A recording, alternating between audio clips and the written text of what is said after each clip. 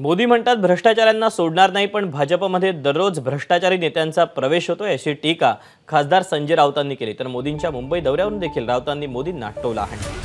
आज प्रधानमंत्री ने कहा है किसी रैली में या मेरठ में कि भ्रष्टाचारियों को नहीं छोड़ूंगा। आज कहा है ना, ये तो एक सबसे बड़ा जोक्स मोदी मारते हैं दर दिन।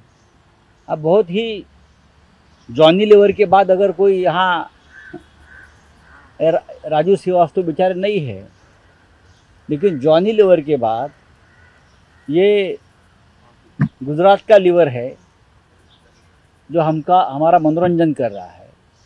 भ्रष्टाचारियों को नहीं छोड़ेंगे, ये मोदी जी बोल रहे रैली में मेरठ के, और उनके अगल बगल में 10 भ्रष्टाचारी बैठे हैं।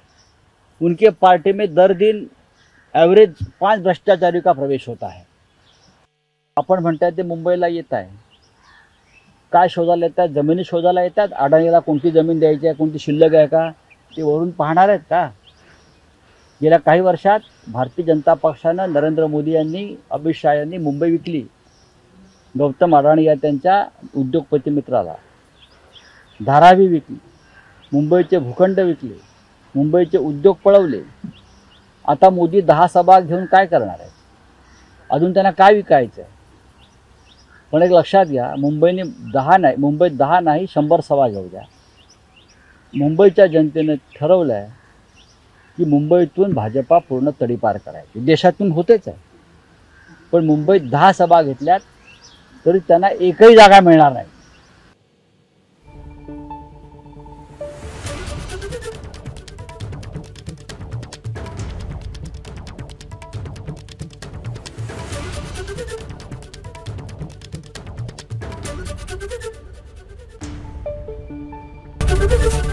एबीपी माझा, उघडा डोळे बघा नीट।